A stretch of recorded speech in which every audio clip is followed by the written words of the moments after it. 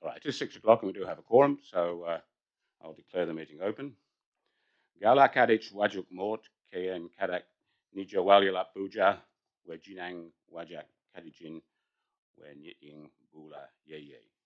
We acknowledge the Wajak people as the traditional owners of the Greater Fremantle Walyalup area and recognise that their cultural and heritage beliefs are still important today. We have apologies from Mayor Fitzharding, who's at another function, and Councillor Sullivan, who's unwell. Everyone else is present. We've got Councillors Lorver, Groom, Lang, and Graham, and I'm Councillor Jones, presiding officer. Just for information, the committee has power to make decisions, but only if 5 people vote in favour. So any decision tonight will have to be unanimous. Otherwise, it will be a recommendation to council in 2 or 3 weeks' time. Any disclosures of interest by members? Any response to previous questions? No. Public question time is available for people who have questions on a matter that's not on tonight's agenda. Is there anybody in that category? Petitions, deputations, presentations, confirmation of minutes. So I move we receive the minutes of the Planning Committee dated 5th of July, seconded by Councillor Graham. All those in favour? That's unanimous, thank you. Any elected member communication? So we'll move on to item 1, which is a deferred item, application for demolition of a house at number 21 Herbert Street, North Fremantle. The officer's recommendation is for refusal. There is an alternative recommendation for approval. We've got 2 people who wish to speak. People speaking have 3 minutes. After 3 minutes, you'll be reminded that your time's up, and then there'll be an opportunity for the committee to ask questions. Now, Mr. Banovich and Mr. Simon, who would like to go first? Banovich? Yeah. Mr. Banovich, you 3 minutes, thank you. Okay, thank you for that. So on 21 Herbert Street, I don't understand why the council wants to refuse this application, given that there are 4 reports available to us telling us that the structural integrity and the ACM that is present in all the external cladding that is now in such a dilapidated state that is now becoming friable and airborne, bringing about considerable danger to the neighbourhood in that area. In addition to that, one of the structural integrity reports that's been issued out is also shown that the roof structures, the roof girders, joists, and hips, and so on, have got advanced chemical delignification, making the roof completely unsafe. The only possible way that first of all, that roof cannot be salvaged. It's impossible. You'd have to replace the entire roof. But given that there's so much asbestos in that area, in that structure, that it's not viable to be done. In addition to that, the owner, Ms. Milania, her undertaking for this particular structure is to demolish it and replace it with such a structure that will actually not won't stand out from the current streetscape that is in there. This house, this property is not on the heritage list. I believe it was taken out in 2016, and there's no reason why you should refuse this demolition order or demolition application. Okay, given that the new owner is very much mindful of the heritage feel of the entire street, and actually wants and supports that, and wants to create an environment with one that is safe for her children to grow up in, because she's got small kids, and they won't be in danger of any asbestosis issues later on in their lives. So having said that, I think under the current WHS laws, I think the council has an obligation to its occupancy and the people in the street currently to make sure that you don't expose them to any sort of risk of asbestosis or any other toxins. That is what the reports that the engineers and Jim's building inspectors have found. So it's beyond belief why it would be refused. I've also gone into the into the planning scheme number 4 and had a look at it, and I found that, in actual fact, that there's no wording such as placing section A and B. In fact, it reads somewhat differently and says that the council on 4.14 demolition of building structures, and 4.14.1 council says council will only grant planning approval for demolition of building or structure where it's satisfied that the building or structure A has limited or no cultural heritage significance, which you've already said so by removing it from the heritage list in 2016, and B does not make significant contribution to the broader cultural heritage significant in character and locality which is located. I would argue that the current state of that property actually takes away from the streetscape. Okay, and the plan of the owner is to actually add to it. Could you draw to a close, please? You've had well over 3 minutes. Thanks. Sorry, say again. Could you draw to a close? You've had well over 3 minutes. Am I over 3 minutes, am I? No. So if you just finish off the point that you're on now, please. I'm sorry, I don't understand what you're asking me. Have a 3-minute time limit. Yes. Which you've gone over. Okay. Okay. So look, I'll just ask you, please, is to refuse that application and grant the application for demolition. Thank you. Are there any questions from the committee? No.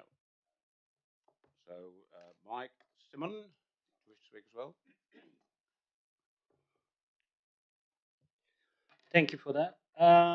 Owner of the property in 21, she's willing to build a house to suit the street. So she's not going to build something ridiculously like next door 3-story house or something completely ridiculous. She wants to build something to suit the street perfectly and with a nice look and heritage style. And what Shire asking to she renovate that house or whatever, it's costing a lot of money. That house can't be renovated or fixed for a few $1,000s. That will be a few $100,000 because everything needs to be ripped apart and start again. So it's just it's something like saying to us, the neighbor, buy the same car as me. And electricity inside there, it's out of the order. Everything is pulled out because it's unsafe completely. There's a danger tag there. People can't go inside the house. And as I said, we just try to work with the Shire and everyone to make everyone happy to get the right decision. Thank you for that. Questions? No. Just by way of explanation, the officers are required to follow the policies of the town planning scheme, and the town planning scheme says that in a heritage area, the individual house doesn't need to be heritage listed, and it's judged on its contribution to the streetscape. So it's not that the refusal of demolition is not on the basis that it is a heritage house, but it contributes to a heritage streetscape. And I think the point you make about the replacement contributing to that streetscape is well made, and that's something the committee will consider. So there is, I asked the officers to write an alternative recommendation for approval of the demolition. If there's a seconder for that, I'll move that way. With respect, Councillor Graham. So in moving that way, and if this fails, we can go back to the officer's recommendation. I just make the following points. I think Councillor Graham and I visited the house inside and out. It is in a very poor state of repair. But normally we wouldn't be too concerned about that. But I think in this case, given that the next door neighbour to the north is a 3-story building, which is the reason we have a special streetscape policy for Herbert Street now, it's solely a result of that building being built. And to the rear, there are 2 very, very large houses which overlook the property to the rear. So the house is quite compromised, and it's at the end of a fairly intact heritage streetscape, but the heritage of that era is around 1890 to 1910 primarily, with a few interesting modern houses dropped in, and one other house, number 17, which is the same era as this one, but has never been dilapidated and is quite a good state of repair and has in fact been renovated. So if we did not allow demolition, the house would have to be reconstructed basically. So it would be demolished and reconstructed. It couldn't possibly be restored, in my view. As I said, the roof timbers have to come off, the roof has to come off, the asbestos has to come off inside and out. So by the time you finish, you're actually rebuilding anyway. So the critical issue to me is the replacement plans, as you identified, and you need to work carefully. If this is supported, you need to work very carefully with the planners to get a result which does fit into the streetscape policy. So having said that, I'll ask if any other members of the committee would like to speak. Councillor Lawther. Just a couple of questions for now. My first one relates to the reports, and it was alluded to in the comments from the public about the asbestos being pretty much airborne and debris being have asbestos. Is there now that that's known, is that something that needs to be contained, and so it doesn't not infect the rest of the street, but cause passersby to breathe in asbestos? That's my first question. And the second question is just a procedural one. Do we have to vote down the officer's recommendation before we do an alternate rec? Or Recommendation given with notice, it's the presiding officer's choice which one is put first.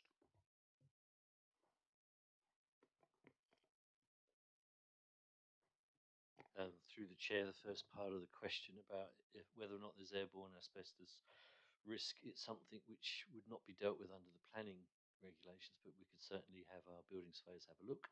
If it was deemed to be a health issue, we could apply an order onto that property. Any further comment from the committee? Councillor Graham. Yeah, thanks, Mr. Chair. Yeah, look, I support the alternative to approve the demolition, and I'd like to thank the applicants, even though they're not here, for allowing us to go and have a site visit. It did come to committee a month ago, and no one actually had visited the site. So certainly gives a better perspective when you can go there, walk around the yard, walk into the house, and see what everyone's up against. There certainly is not much there worth saving, in my view. I think enough's been said about what the problems are with the house. The other issue with this house, it's on apart from it being next to the 3-story biggest house in North Fremantle and the second biggest house behind it, so it is very compromised. It's also on a slope, which makes it would make it even more difficult to, if they wanted to keep the house, to actually renovate it as well. Really, a greenfield site is going to be a better outcome in my view, and I'm willing to support that.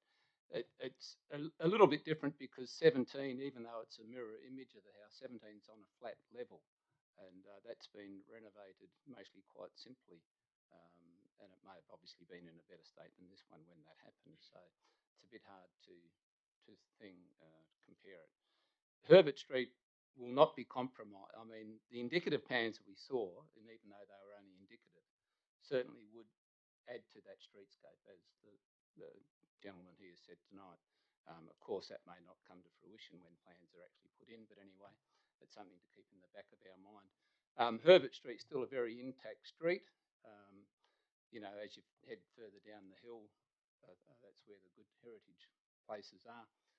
So I don't think the suburb is going to lose a lot by losing this house, and it certainly it's worthy of demolition in my view.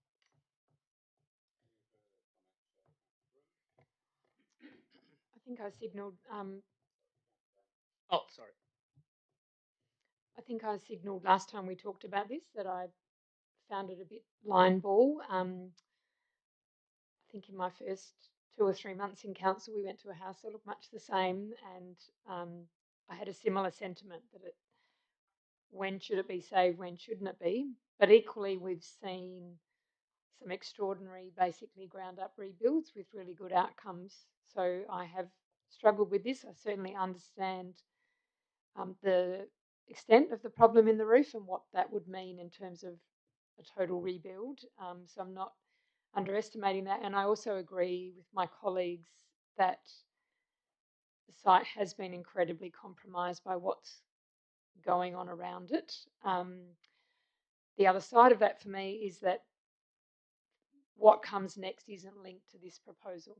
So there was a time in the past where we had to approve what was coming next before we would approve a demolition, and to me that gave council and the community much more certainty and comfort. I don't know what we could do to stop this house not being like what's next to it, and I think that's what I really struggle with at the moment. I'm probably coming down on the side of supporting the demolition, but I am really struggling with that decision, so I might even surprise myself when we come to vote. Any further discussion? Councillor Dorver. Yeah, I'm a bit like Councillor Groom here, where there are lots of examples of houses that have been stripped back and rebuilt in a really nice fashion. And for me, with the streetscape policy, it's kind of about where does that streetscape start. And you know, that house on the corner does really compromise things. And one thing that I've learned in almost 2 years of sitting in this chamber is precedent is a big thing. And you know, by approving, you know, something, you know, for demolition, we don't know what we're going to get. We can't link it, as Councillor Groom rightly mentioned. And so I do struggle with the demolition. I mean, we see this all the time out where I live, where houses in much worse shape are rebuilt fabulously. It is compromised behind and on the side there. So I'm a bit really line ball. I struggle with this one. Having plans to see what was going to be built might have, you know, make me a lot more comfortable with approving demolition. But we'll see when the vote comes how I fall. But it's a really, yeah, it's just really about where the streetscape starts for me. Yeah, well, just to be clear, the previous policy the council had was actually ruled out of order by changes in the planning legislation. So we used to make a demolition contingent on approving replacement plans. That wasn't legally binding on the applicant, but it was a kind of moral situation. If they went down to appeal and tried to put a bigger house on the lot, at least in an appeal situation, you had a kind of moral argument. We're not allowed to do that anymore, and we just have to accept that this house, if this house could be demolished, it could be sold as a vacant site, and then we have to deal with whatever comes up. The difference is, though, we do now have a policy which would make it very difficult to replicate the house on the corner, because that was the cause of a revision of policy. There's some, and then the opposite corner on the other side of the side street is also 3 stories. So there's an interesting little cluster, and then the one behind that's 3 stories with a roof terrace. So and the one behind this house is 3 stories. So something's happened in that little area which is quite peculiar. So before we move to vote, anybody else wish to speak? Okay, so we'll move to a vote. We're voting to approve demolition. All those in favour? Against? That will have to go to council then. So that will have to go to council in 3 weeks' time as a recommendation to approve demolition. And I would urge members of the committee who haven't seen the house to try and visit it before then. So that is a recommendation to council, not a decision tonight. Is that clear? Yeah. Okay. And if you could work with the planners maybe to facilitate a time when other members of, because all the council will be voting on it next time, so it could be 10 or 12 people. If you could facilitate a couple of times for people to visit, that may be helpful. Well, they can visit any time. The owner is not here at the moment, but I can let him in anytime they want. Well, you could work with the planners and nominate a couple of dates. They can call me whenever they want. I will be available for them. Right. Thank you very much. Appreciate your support. Thank you for your time. Item 2 is hotel and apartment development on Parry Street. It's recommended for approval. I'll move the officer's recommendation. Oh, sorry, we'll take that. James McCallum, are you, and the other gentleman, you don't wish to speak? Sorry, the other gentleman. Are you on the same item? Answer questions if we get any. You're here to answer questions. Okay, so James McCallum, you're the architect? The planner, assisting the architect. 3 minutes, thank you. Thank you, presiding member. My name is James McCallum from Talborough Barnett, representing my client Stephen Hart of SOP Architecture, who is the applicant for the proposed development at 26 Parry Street. I'd like to thank the City of Fremantle officers for the, for the detailed assessment of the proposed development and just wish to provide a short deputation in support of the officer's recommendation. There's been 4 previous development approvals on site issued in 2014, 2015, 2018 and 2022. Each proposed a 4-storey mixed-use development. This application is very similar to the most recent approval, which was granted by this committee in April 2022. The layout is effectively the same as this approved design, but instead of 8 apartments and 22 short stay units, this application proposes 12 apartments and 8 short stay units. The brief from the client was to design larger apartments, and as a result, there's been a total of 20 units instead of 30 as approved in the previous design. We've also introduced 2 platinum apartments for the livable housing design, which provide for people with disabilities. The design has otherwise maintained the same shape and layout as the 2022 approval. We recognise the advice provided by the City's Design Advisory Committee. Our client did make some modifications in response to the initial advice in April 2022, but ultimately they did want to keep the same layout, whereas the DAC was seeking a broad redesign. The proposed development is generally consistent with all key planning provisions and development controls relevant to the site, including local planning policies and the R codes. Following a review of the officer's report, we understand that this is an assessment echoed by the city staff. As has been established in the city's report, the proposed development has appropriately addressed the areas of discretion. Relevantly, plot ratio is the only aspect of discretion which cannot be dealt with through conditions of development approval. Notably, the design has addressed the plot ratio variation by setting back the 3rd storey from side boundaries, reducing the appearance of bulk and scale from the street, and focusing building mass towards the Queen Square Gardens. The matters raised by the Design Advisory Committee can be addressed via conditions of approval, and these have been recommended by the City, for which we support the inclusion. In summary, the proposal is generally compliant with all key policy provisions and development controls applicable to the site, and does not seek any significant discretion. Previous approvals that have been issued for the site, but for similar built form outcomes, indicate that the proposal is worthy of approval. As a consequence, we request the proposed development at 26 Parry Street be approved pursuant to relevant conditions. I'd like to thank you for your time, and Stephen and I are available for any questions you might have. Thank you. Thank you. Any questions? Councillor Lang. The key thing with this site that we've really been excited about encouraging is the connectivity with the park. You've got a really special block that is on the green space, and at the moment that park is relatively quiet. So we've been hoping that this site would spill out and engage with the park and take advantage of the park, because it's an asset you've got, but it also helps activate parts of our city. And the drawing you've got here looks like you've got a dining room downstairs and a bit of a terrace, and then I look at the elevations, and then it's completely walled off. There's no ability for the people to spill out into the park if they wanted to. It's public space.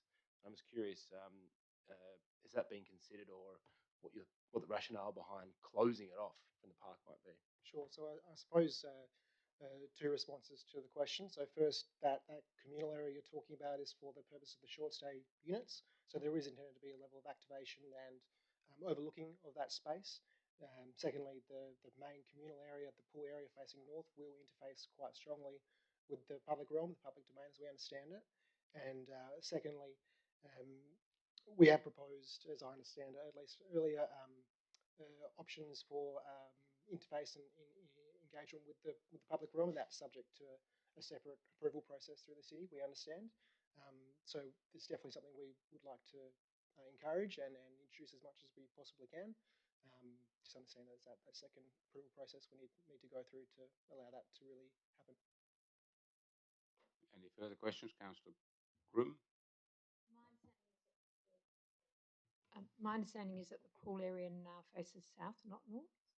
I think the pool area is on the northeastern corner boundary and should face Queen's Park. So the southern communal open area is like a larger light well, and it's for recreation, but the pool definitely faces on to the public domain and is the primary area of communal open space. And Councillor Lorver. Further to what Councillor Lang brought up, is about the things that were mentioned by the DAC.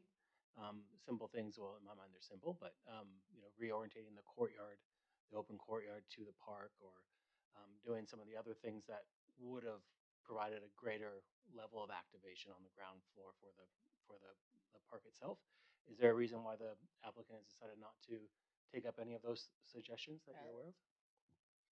Thank you for the question. My understanding is that there were modifications made as part of the April DAC, and the second round of commentary, I suppose, has been acted on as much as reasonably possible, but ultimately it's down to the feasibility of the construction of the development, noting that it's also looking to minimise the impact to the south and to the east. So the built form has been oriented and cited to balance that, minimising the impact to the south and east, but also to engage as much as reasonably possible with the northern public domain. Any further questions? Thank you. We'll go into committee. Just before moving the recommendation, I've got a question for the officers. On page 21 in the middle of the page, it says in the DAC report, it says, as previously advised, the discretion sought for increased plot ratio and building bulk requires justification. Can you just explain what those discretions are exactly?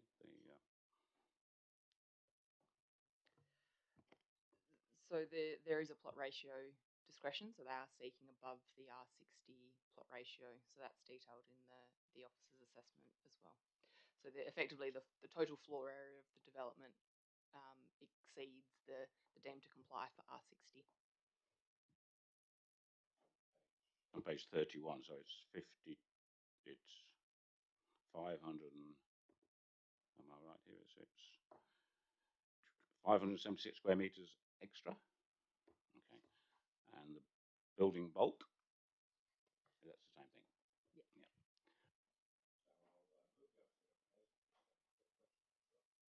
Okay. Question for the officers. I was further to that. I was wondering what the plot ratio was for the currently approved. It is similar. Okay, so I'll move the officer's recommendations. For a seconder, Councillor Graham. Just in opening the debate, I would say it does concern me when we have a report from the DAC that includes the phrase "we remain deeply concerned" several times through the report, and I just wonder how much this is the second. This report on page 20 is relating to the second revision, so I just wonder how much the applicant has tried to deal with that advice, but I will invite other. There are no specific bonuses being sought, so the DAC advice is not perhaps as binding as it might be, but it still is something we should give due regard to. So I'll open anyone who wishes to speak. Councillor Groom. Yeah, so I was part of our last decision for this, and all the issues that have been raised by Councillors Lang and what's your last name, Ben? Laura. We discussed last time. The activation of the park was one of our greatest concerns about the last design, and it certainly hasn't improved, and if anything it's gone backwards, because we sort of had more of a terrace going on last time than is in this new design. And because there are less short stay apartments, which I don't have a problem with as a land use, but it means that the extent to which this ground floor space will be activated is actually very, very limited, because there's just not that many apartments that will be utilising that space. A few meeting rooms and a couple of couches. And so that, coupled with the plot ratio, which I find, it is a big stretch, and there's also, we're not quite getting the deep soil planting that the R codes might anticipate, and that's because so much of the site is filled up. So, I don't agree with the officer's assessment that the bulk and scale has been mitigated by setbacks and so forth. The entire building is built to two of the boundaries, right to boundary, and only small setbacks from the other boundaries with a very small deep planting area. So I can't support this. I haven't been around this week with sufficient time to put in an alternative motion, regretfully, but I can't support this proposal. Any further comments from the committee? Councillor Lawler? Yeah, I kind of agree with my colleague, Councillor Groom, and Councillor Jones when you mentioned the DAC and some of the comments in there.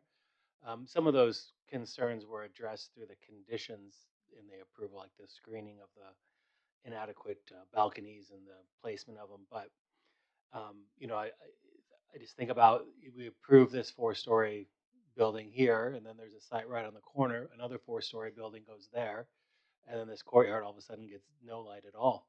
And so some of these apartments now have really no amenity. So just simply flipping this design around would go a long ways towards improving the experience for the people that are going to live and stay here, improve the surveillance and activation of the park. And I just, I kind of struggle with why the applicant has chosen to orientate it the way that it is, but that's not for me to worry about. We've got what we've got before us. So, some of the units in the DAC, the comments, the balconies are just, they say they're even too small. So, yeah, I think I like the building something on this location. I would hope that we could get something a lot better. So I probably would see this one going to council unless it's or voted down tonight. So Just to be clear, the height is compliant, but how you deal with the height and bulk is perhaps a different matter. There is an option to refer this to the officers to ask for improvements. I won't move that at this stage, but if people would like to discuss that possibility, we can possibly move in that direction. I'm thinking, to address some of the issues raised by the DAC, and I think it's, in my view, having the DAC and expert panel give expert advice, we should really give that very serious regard. So I won't move that at this stage, but I'll invite people to comment on the possibility of a referral. Lang? Thank you. Yeah, just following on from the questions that I had previously, I'm aware of, and I have voted for other developments on this exact site in 2018. I'm just looking back through my notes, and I'm looking at an image of something that was proposed that did spill into the park and did encourage people to use the green space as a cafe on the corner. And that's exactly what, personally, I would like to see in this space, take advantage of that asset. Following on from that as well, the comments made by the DAC, as it stands, this current iteration, I couldn't support, but I want to support development on the site. So I hope we could find a way in which we can work together to make some small improvements to make this viable for yourself and give us the kind of park we want in Fremantle. So if there was a referral to the committee or other suggested ways we could work on this, I'd be in support of that. But I can't support this as it stands. Well, I think we'll move that way then. Can we get a referral motion on the screen? And we'll just need to be careful about the reasons we give for referral to make sure we come back with the right things dealt with.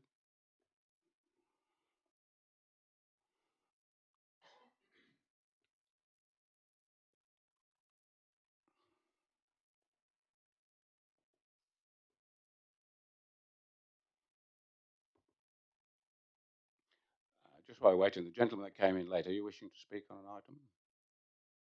Gentleman over here, are you wishing to speak on an item?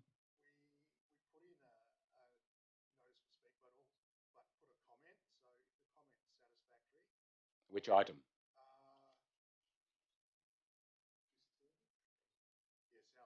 Oh, that's the next one. Okay, so if you're not called to speak and you want to speak, just let me know. Okay, so that's what we have on the screen.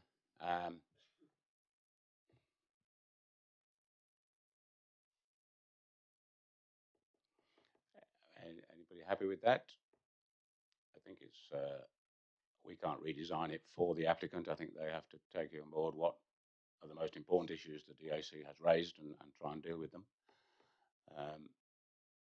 Do we want to give a bit of guidance? Would you like to discuss that? Yeah, I mean, personally, I would suggest referring it to the, like referring back to the DAC comments, and also that consideration of Vulcan scale given the plot ratio exemption that's being sought. It does ask them to address the comments from the Design Advisory Committee. Yeah. And what you would like. Would you put something about a justification for the? Can we come up with some sort of? I think what we're saying is, in order to grant that kind of discretion, we want to get a better result, basically. Correct. Yeah. I'll just pause for a minute.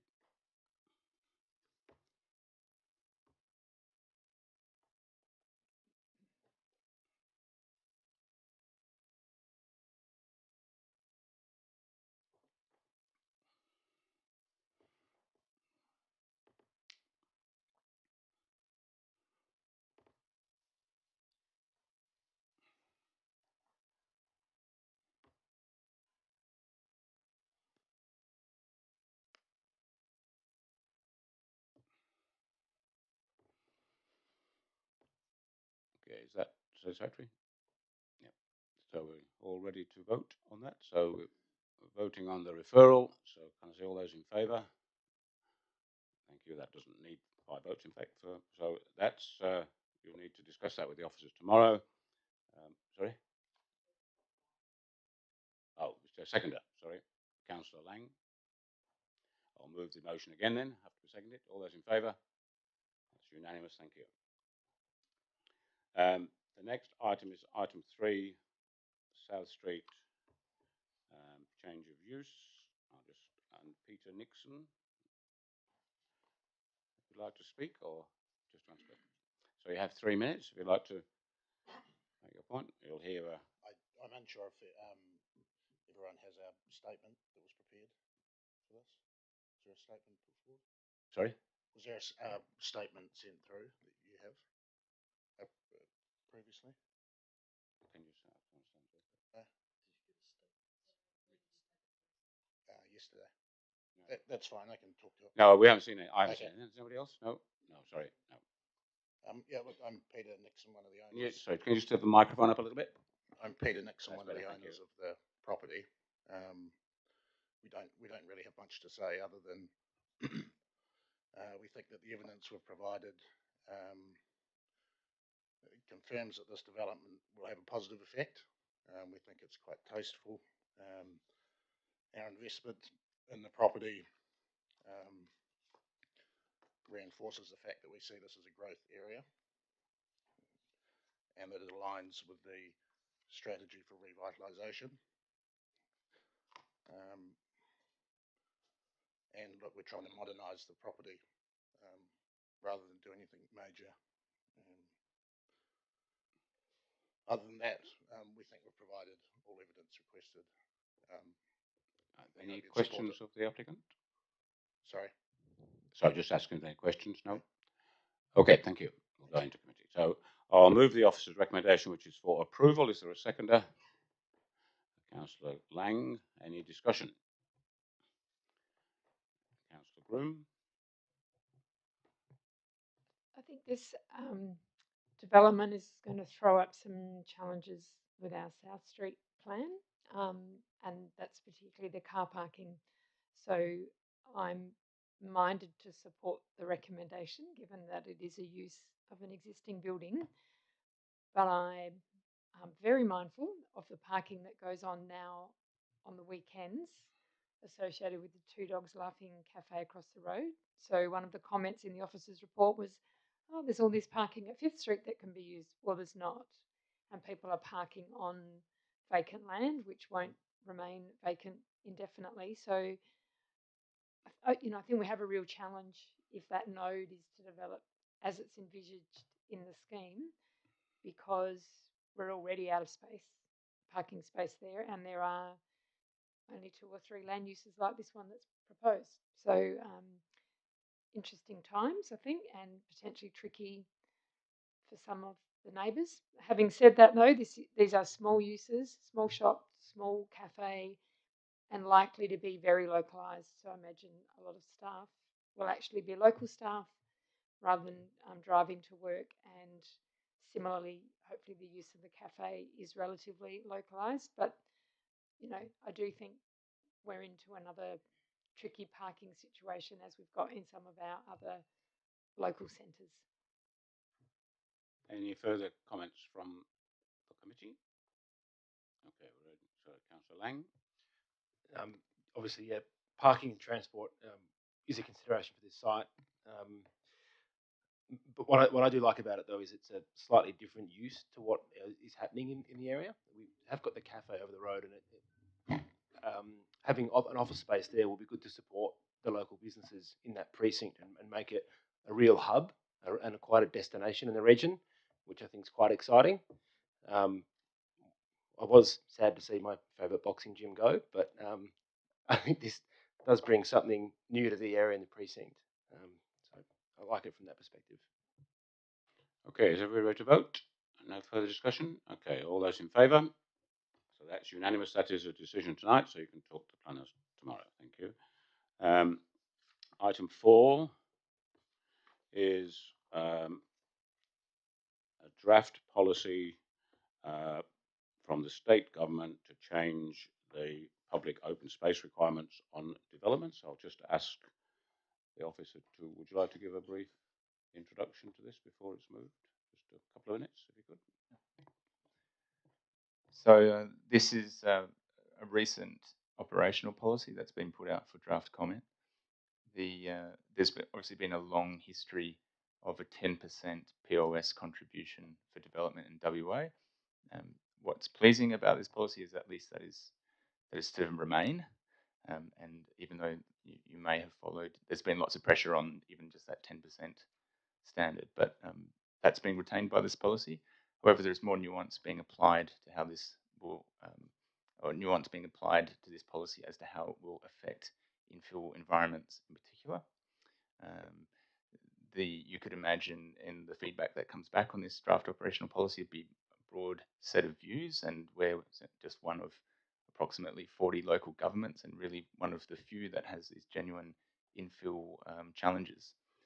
In that regard, there are some aspects about this policy that we want to put some fairly firm comments back to WAPC about, especially in regard to what's been shown as a 5% POS contribution in infill scenarios. We think that should be retained at that 10% rate. There is opportunity to do that under the current policy, but it requires additional justification through things such as a local planning strategy and supporting strategies like POS strategies and the like. We think we can do that through the instruments we have, but it just adds a little bit more emphasis to the role that those strategies play in ensuring that we have the justification to ask for 10% contribution. There are other things in here that are positive around enabling, say, 3-lot subdivisions now to be also required to contribute to POS. I think that's positive in a place like Fremantle, albeit we would prefer for slightly different models to 3-lot subdivision in general. But of course, that's going to occur, and under this policy, we'll see 3-lot subdivisions contribute one way or another to POS. That's probably all as a key summary. But are there any specific questions from the committee? Okay, I'll move the recommendation, which is to ask the officers to provide a report to respond to this. Is there a seconder? Councillor Groom. Any discussion? All those in favour? That's unanimous, thank you. Item 5 is the proposed Metropolitan Regional Scheme amendment for the Beaconsfield TAFE site. Does anybody need explanation of this, or it's a fairly straightforward thing, I think? So I'll move the recommendation. Seconder, Councillor Graham. Any discussion? Okay, all those in favour? Councillor Lang, thank you. That's unanimous. Item, what we got? Information report. Are we on? No, sorry. The item 6, proposed Metropolitan Regional Scheme amendment for the 10 metres of Fremantle that's inside the Row 8 reserve. So this is a fairly major MRS proposal, but only a literally tiny part of it is in Fremantle. The majority of it is in Cockburn. The officers have prepared a report supporting what Cockburn is trying to do in terms of open space. Do you want any information on that, or are you happy to? Just a question. Question? We'll take questions. Yep. To my recollection, I thought we already approved something for comment on this, and it was just, what's before us is a lot thinner than what was previously approved. So I'm just wondering how what the difference is between what we previously sent to state government, why we're sending something that is a little bit different this time. Just a little bit of background would be helpful. Thank you. Yeah, through the chair, I believe that was in December last year. Is that correct? And that might have been prior to this public consultation process, and to inform what they would include within the study area. What's come back subsequently is probably a reduced study area since when we've last provided comment.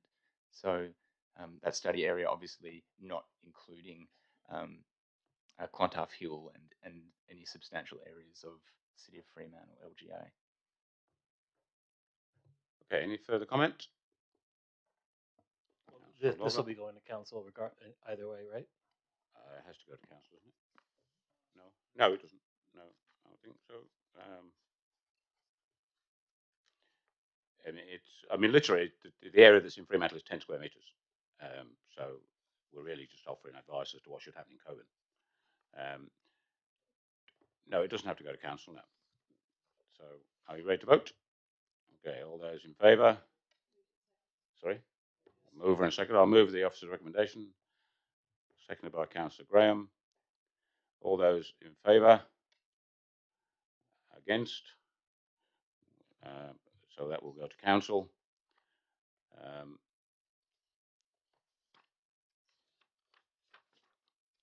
Information report, item 7. I'll move receive the information report. Seconded by Councillor Groom. Any questions to the officers on that? Okay, all those in favour? It's unanimous. Thank you. And the last item is Councillor Groom's notice of motion asking the officers to do some work on the McCabe Street precinct. I'll move the recommendation and just point out this does have to go to council according to our regulations. So Councillor Groom may choose to speak now or at council. But it needs to go to council to authorise the officers to do the work. So I'll move the recommendation, seconded by Councillor Groom, presumably, or maybe you'd like to move it, and I'll second it. Might be more Let's appropriate. do that then. Yes. So moved by Councillor Groom, seconded by me. Would you like to speak to that? And thank you very much for doing that work. It's something I've discussed with the officers, but not actually sat down and done the work. So. Yeah, thank you for the opportunity. So after our consideration of the proposals for 130 and 140 Stirling Street, both of which are sites that council has identified are just incredibly ripe for development and will contribute so much to some of our goals around density, housing diversity, our targets for whatever the current planning framework for the state's got. So I was concerned about a few things. I was concerned that we might be sending the wrong message to the landowners and to the state government, who are always watching council decisions to see if we've turned into NIMBYs overnight. And so I wanted to send that message that, the city still recognises the value of those sites and that we still, are open for business. And also to the residents around, that we still see that that is a development site and that's our intention for the area. But the planning for this site was done a long time ago, and at that point in time we recognised that transport was the limiting factor, and particularly the road network and potentially public transport. And without us actually pushing the state government to come to the table, do some kind of integrated planning that brings main roads to the table, we'll still be talking about this in 10 years' time. So, I thought it was really important that council give officers a really clear direction that we want to engage with the WAPC to kick off a process. And I know that it sounds huge and daunting, and I don't know what the kind of smallest, simplest way of getting to that end outcome is. But these two sites together in a planned and integrated way could kind of create amazing outcomes for North Fremantle and into that end of Mosman Park, but without that transport planning to support it. And I think integrated land use planning, so we don't get two side-by-side precincts with each of them with open space and hotels and et cetera, but no connectivity between the two of them and no kind of really dialogue across those two sites, then we're really missing the opportunity. So that's what this motion for me was about, was saying how do we support officers and how do we as council reach out to our neighbouring local governments and to the state and saying this is really important work, really critical sites.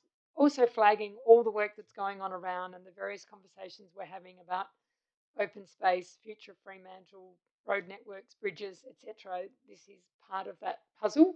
But for me, I guess I would be satisfied with drawing a very big circle around that site and looking at resolving those issues to move it forward. If people see it's an even bigger piece that we need to look at, then that's fine as well.